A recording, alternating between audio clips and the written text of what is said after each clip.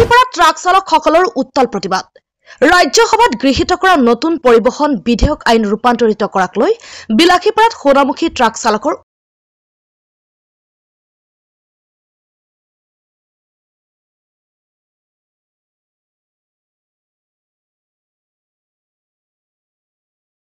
শীতকালীন অধিৱেশনত লোকসভা আৰু ৰাজ্যসভাত গৃহীত কৰা নতুন পৰিবহণ বিধেয়ক আইন ৰূপান্তৰিত হলে যান বাহন চালকৰ বাবে মহা সংকট আৰু বিপদ আহিব।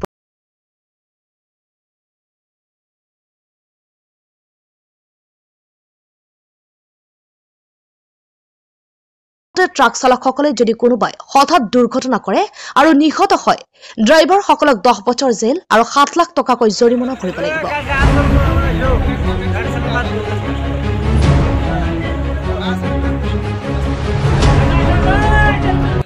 চৰকাৰৰ এই আইনক বিৰোধিতাৰে বিধেয়কখন প্ৰত্যাহাৰ কৰাৰ দাবীত 1 জানুৱাৰীৰ পৰা 3 দিনীয়া চকা বন্ধৰ আহ্বান জনাইছে ট্ৰাক চালক সন্থাই।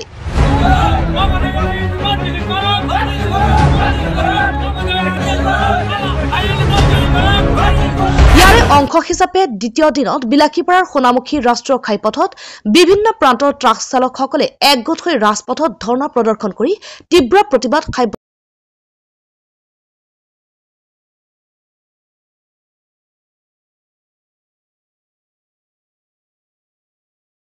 সকলে চালকসকলৰ ওপৰত কলা আইন বন্ধ কৰক, বিজেপি চৰকাৰ মুৰ্দাবাদ, ভাৰত চৰকাৰ মুৰ্দাবাদ, নৰেন্দ্ৰ মোদী মুৰ্দাবাদ, অমিত শাহ মুৰ্দাবাদ আদি বিভিন্ন শ্লোগানেৰে উত্তাল